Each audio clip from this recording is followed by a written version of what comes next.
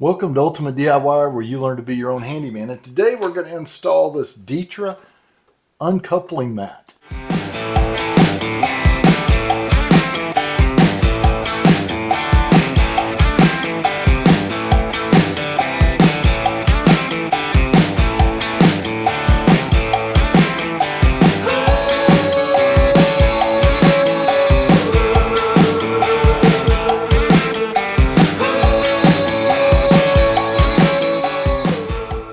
All right, guys, so I'm in this little bathroom here. It's a guest bathroom, and I'm going to put down the Ditra coupling mat before we put tile on. And what that does basically is it allows the tile to be able to move a little bit if the structure is moving back and forth, if you're on like a wood substrate like this, without cracking your tiles. You can also use this same product if you were putting a heated floor in. It works the same way. So what I'm going to do first is we're going to take some measurements and we're going to start cutting this. In the mortar that you use on this is going to be a modified thin set. It has an extra adhesive in it to help it hold down. So all you're going to do though is you're going to use the same little tool that you use to put your grout around your tile, and you will press it in. Let's go ahead and get started, take our measurements and start getting everything kind of laid out, and then we'll mix up our mortar and we'll put this stuff down.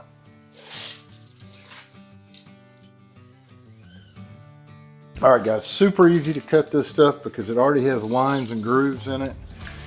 Let's get this flat so that I kind of know exactly where I'm at.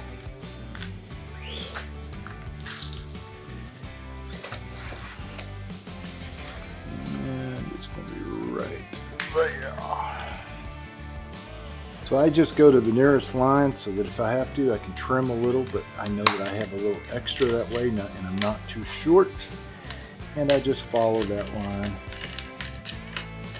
all the way down. And this stuff cuts pretty easy. It's fleece on one side and it's got a hard plastic on the other. Obviously this is the top because you're going to put the mortar in these grooves to help it hold.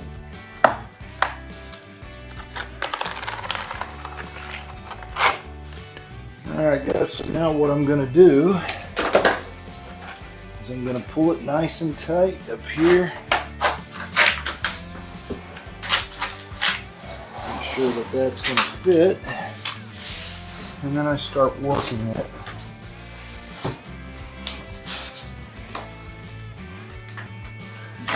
All the way over this way. And there's two ways you can cut this. You can use razor knife, like you just saw me do, or you can use construction shears, or a combination of the two. So as you notice, it's a different layer here. The reason is that there's still another sheet of 3/4 plywood going over this sheet of 3/4 plywood. So this house is built with 1.5 inches of plywood. So what I'll do is I'll line it up where I know that it's going to be here, and then I can cut down this way. So we should be right in here.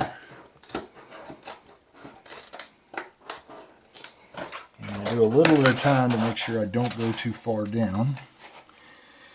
Okay, so we probably about right in there is good. Use my knife now, get it to the edge. I want it to kind of go under that. So I'm going to cut it here.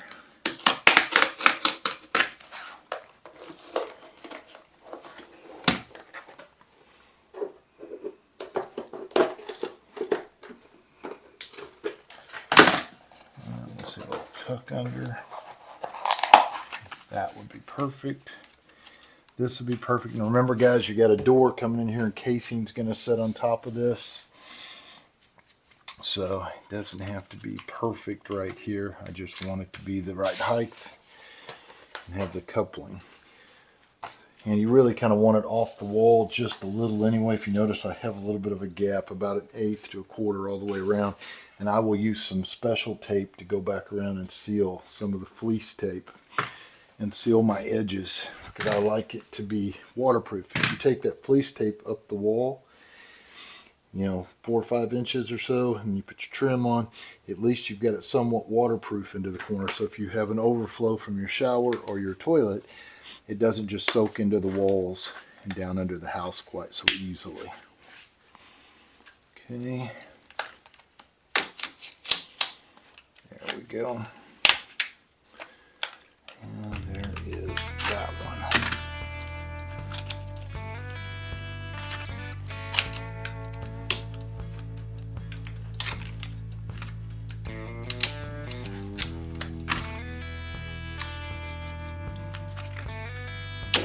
There it is. Now this one I can trim a little at the edge here, which I knew was going to happen, because I wanted to make sure I had a little extra, not too little. And it's looking like if I cut it right at that edge, it should be.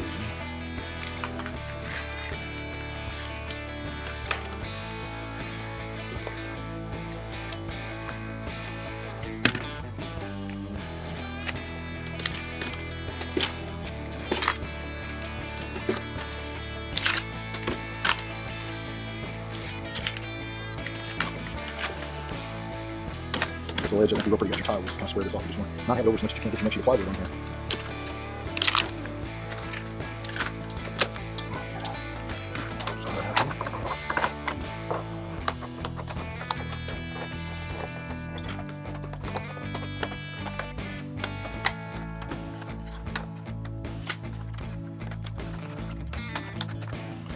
There we go. That looks pretty decent right there. Now we figure out the other side here. 14.5.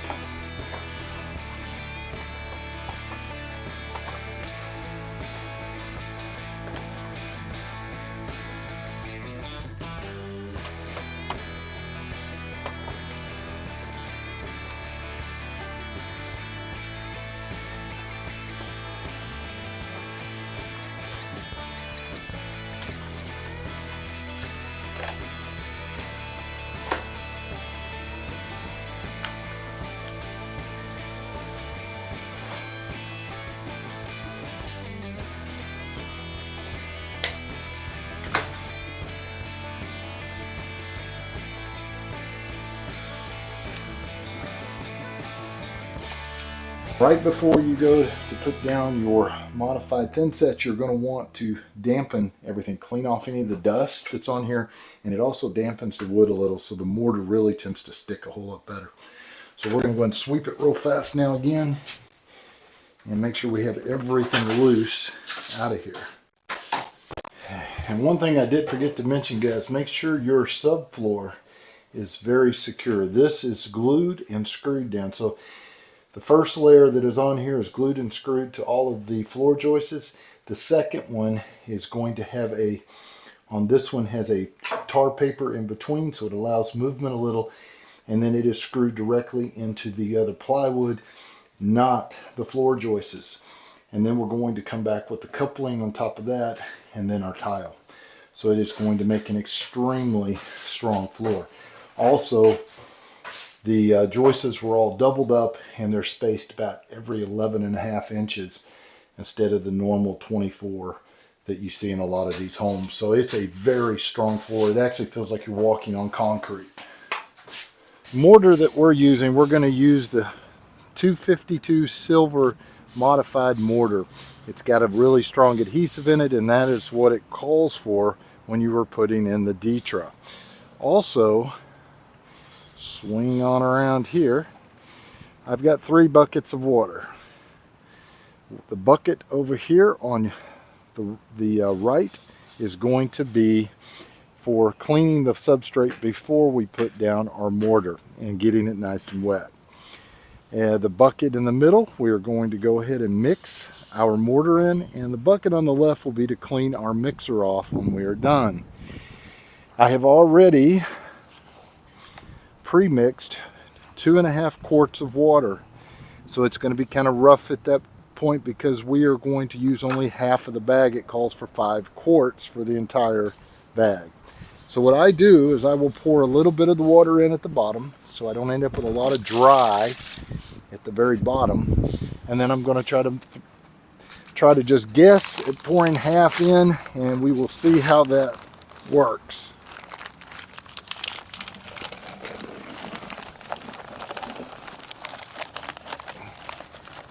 I believe that's probably about half the bag right there.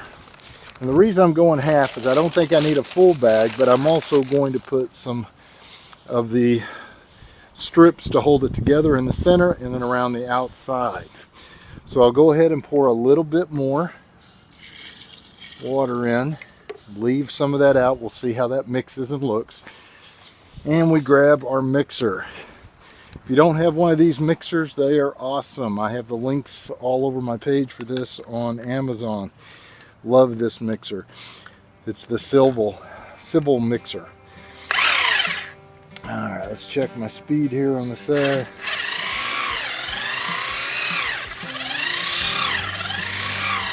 We're kind of looking for a very creamy, peanut buttery type of texture. I'm going to add a little more water. Still not adding all of it yet because remember we guessed on the amount that's in here.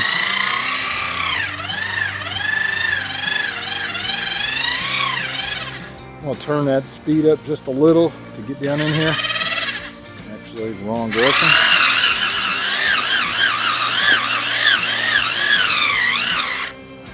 Where we have problems is the very sides.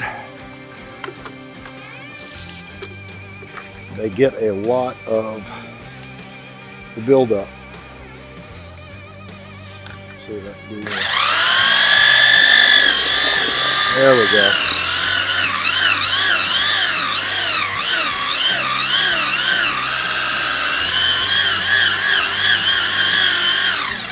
Okay, so now we're going to let it set up for about 5 minutes, and then we are going to come back and do one final mix.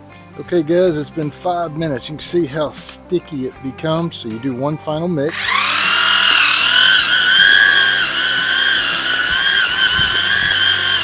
Okay, once you get that, it's going to be a matter of just cleaning off your tool. Put it in here. That gets off the bulk of it. Puts it in pretty good shape. It'll leave some of it still in there usually, but it comes off really easy when you go to clean it. So you do that, makes it clean up a little easier later. So now we're going to go inside, take our bucket right here, go inside, and we'll pre-clean the floor.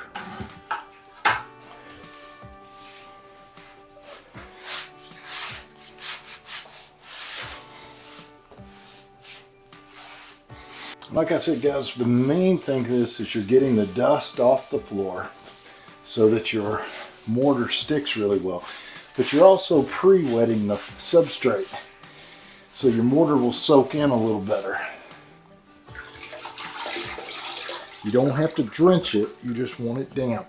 So what I am going to do is I am going to start burning in my mortar on this side over here. And we are going to use a 3/4 inch trowel. They say you can use as small as an 1/8, but I'm going to go ahead and use one a little bit larger. So what you'll do is you'll take the flat side and you'll start working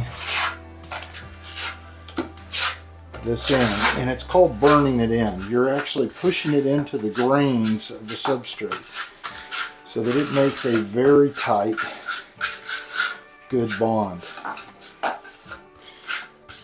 Let's see, we are going, yeah, we're good, all the way around that. I am putting my mortar down I'm going to tile and everything before I put the toilet. And the reason I'm doing that is I want the toilet to sit on top of the tile. If I ever change to a different toilet, the whole footing the footing of the toilet may be a different size, and then you have to go back and fill in gaps, and it just kind of comes out ugly. So you're smarter if you actually install the toilet after the floor is in. So what we're going to do, we'll end up going back with the notch in a second. I'm just making sure I'm getting enough down here. Leaving about an 1/8 here. And this area is fairly important because you're real close to the shower. But I'm going to go ahead and go all the way down. This will go a little faster on this side because you're not going around anything.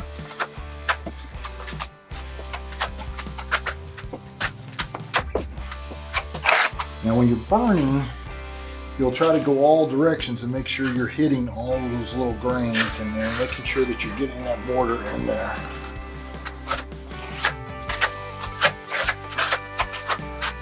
When we come back to put our grooves, you're going to go one direction and one direction only. It allows the air and everything to get out.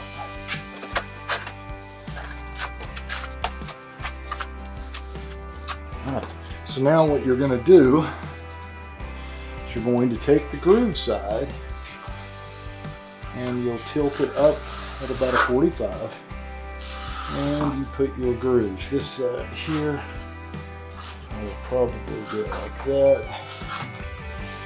See, and it looks a little shy there, so I'm going to put a little bit more in this little area.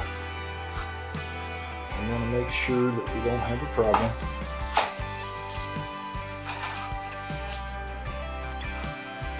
That there.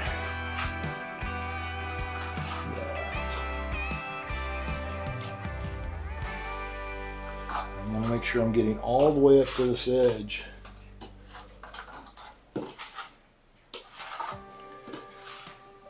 Just like that, like that, like that. There we go. That looks like it could use just a little more.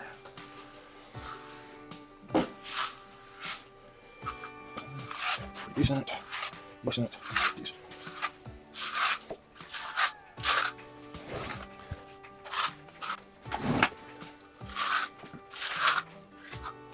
Okay.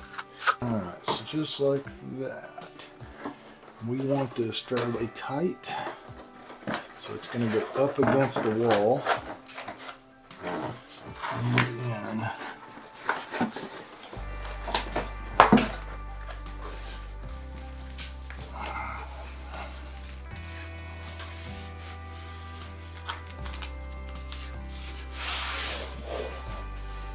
so once you get it down, you're going to use the same thing you use, same rubber tool that you use for putting grout in, and you're going to push it down.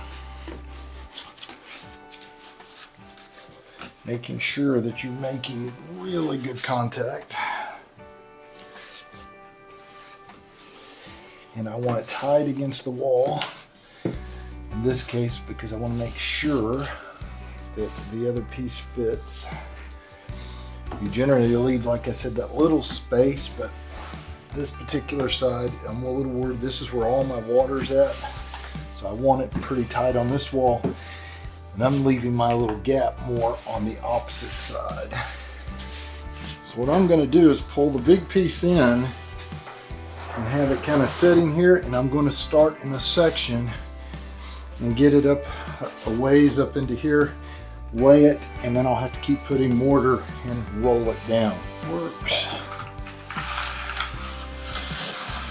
There we go.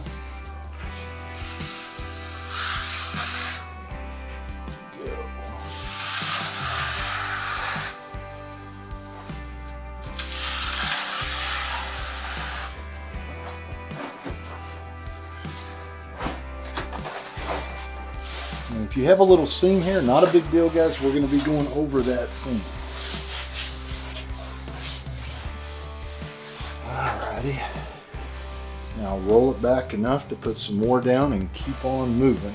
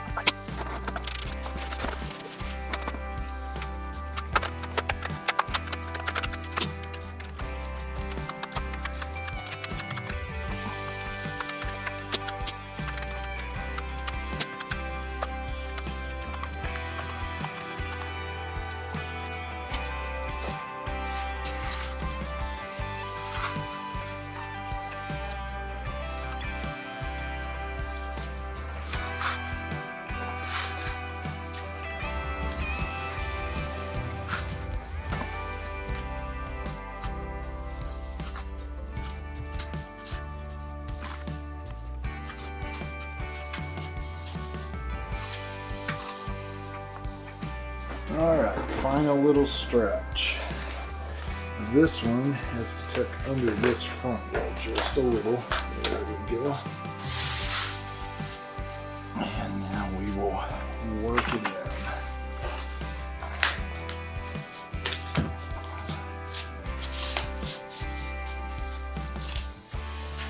Still a little tighter on this wall than what I wanted here, so I may go back and cut that with a razor knife.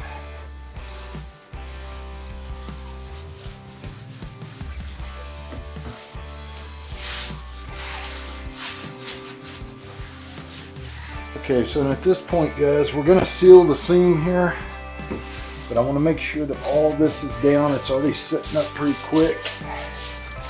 So you kind of go over it, make sure everything is pushed down and embedded.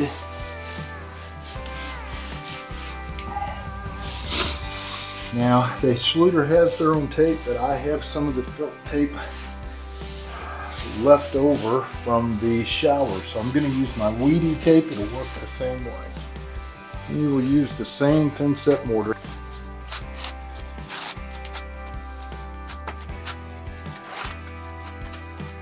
I go backwards and forwards with this because you'll have air pocket. And you want it about a good 1/8 of an inch thick, just like everything else. This one you don't necessarily have to put the groove so much because it's just felt paper and you're going to press it down in.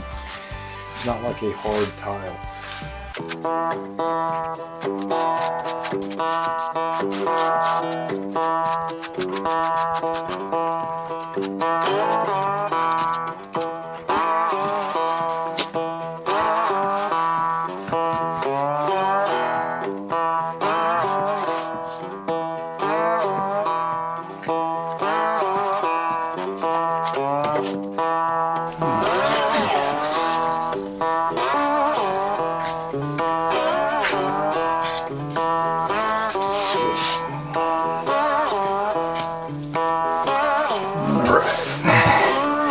And just repeat the process. Press it in really nice and tight.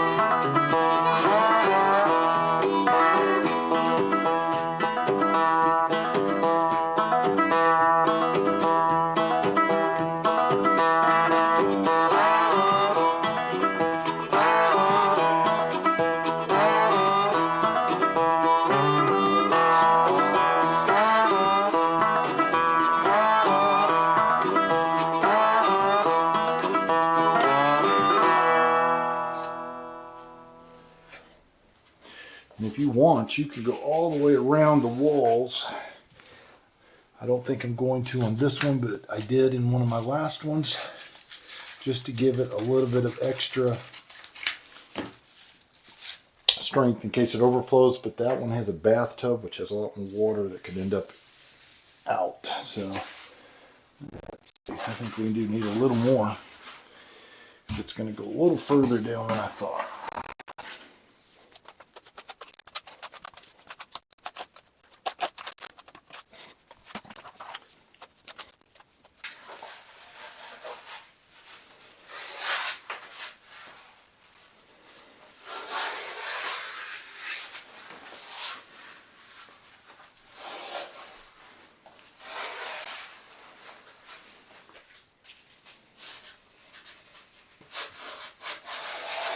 All right, let's see how that goes.